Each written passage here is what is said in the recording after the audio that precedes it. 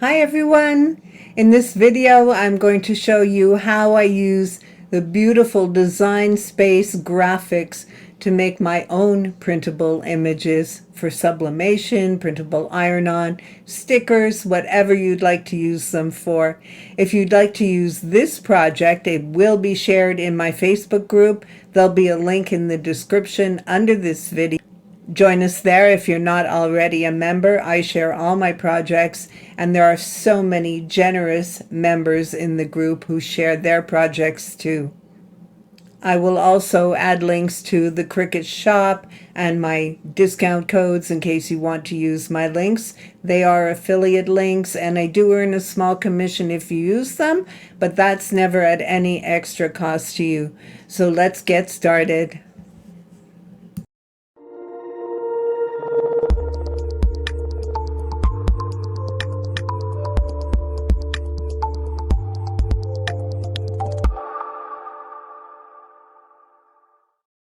This is the graphic that I'm going to be pressing onto my tote bag. I hope you like it. I love it.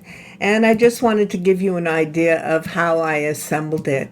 These are all images that are available in Design Space. So all I do is go to Images, and I am going to be using this for sublimation. You can use it for stickers, you can use it for printable iron-on, anything like that. So this is what I'm going to be using for my sublimation. And all I did was search pumpkins and filter for print and cut images.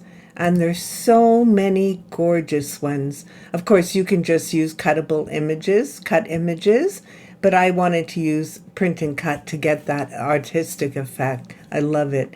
And there's so many that are added to Design Space, contributed by the Cricut Artist program.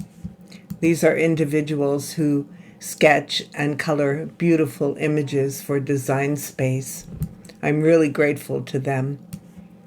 So I wanted to show you how I assembled this. I'm going to change my background color so you can see that this large pumpkin in the background has a white offset.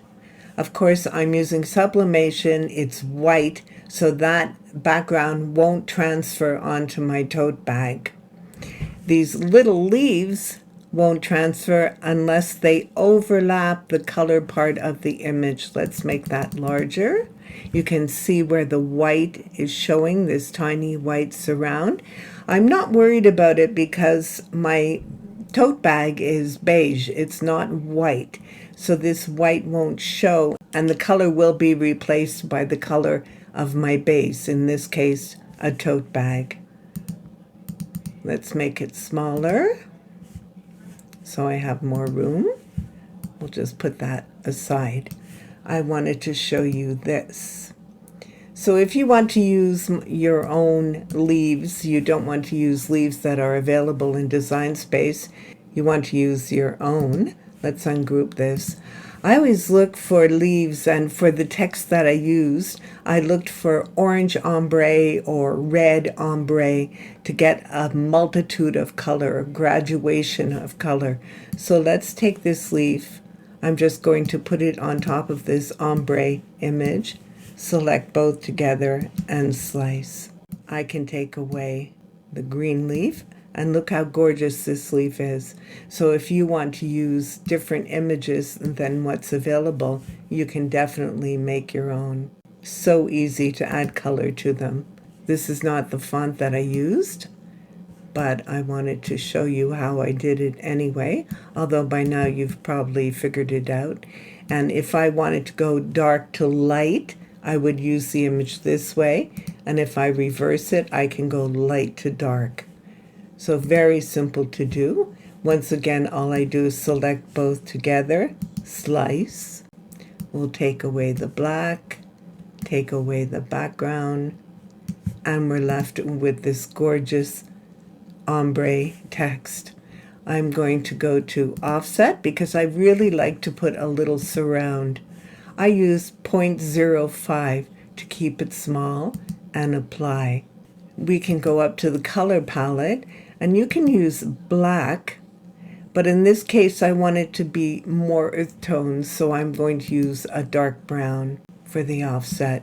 Select both together and flatten. And there I have ombre text. Very, very easy to do. I really want to encourage you to assemble your own graphics like this. It's easy to do, and you put a personal touch on them. Let's turn this background back to white.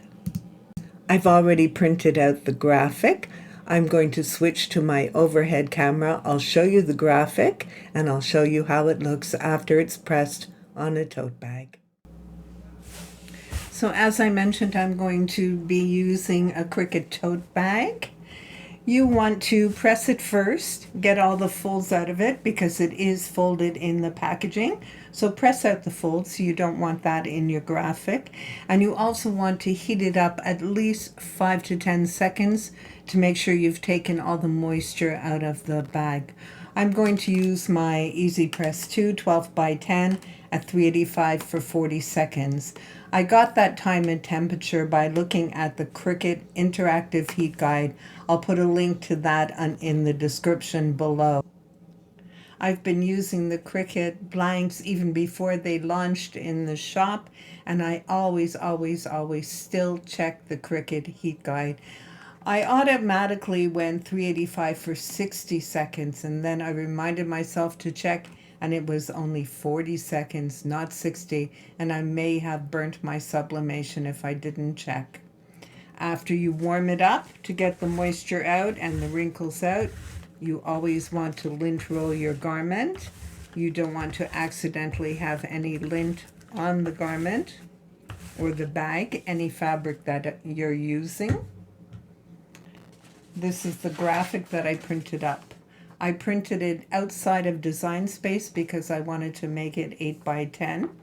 You can see the little white outline that I mentioned, but it won't show because it's going on a beige bag. It won't be anything really obvious. It won't be a huge gap. For the larger images with a large white background, I always make sure they're at the back of my graphic. And of course, I've mirrored the image. So we're just going to place it center. If you want to, you can do fold the bag in half and make a press mark, and then fold the graphic in half to have the center of the graphic. But I usually just eye it. And I'm going to add some tape to make sure it doesn't move when I put a heavy press on top of it. And oh, by the way, I did add cardstock to the inside of the tote bag. I want to make sure I don't get any bleed through. We wouldn't want to ruin the tote bag. And I'm going to put butcher paper on top to make sure I don't get ink on my Easy Press. So let's go ahead and press. And you really don't have to put any pressure with sublimation. We'll start the countdown. So I'm just actually holding it in place, not putting any pressure on it. Especially with the 12 by 10, it's heavy enough. You don't need to press down for sublimation. Not like you would for puff iron-on or pop iron-on. Then you really need to put some pressure into it. And I see my temperature did drop when I put it on a cold base. So I'm just going to give it a couple more seconds. That looks good enough. And we'll take it off. So now we'll reveal this gorgeous graphic. I'm excited to show it to you. And how beautiful is that? We'll take out the white cardstock. We don't need it in there. Isn't that gorgeous? Isn't that gorgeous?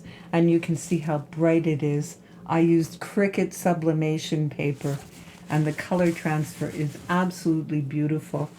And for the, oh, it's hot. For the leaves, you can see that little outline on beige. Ah, that's hot.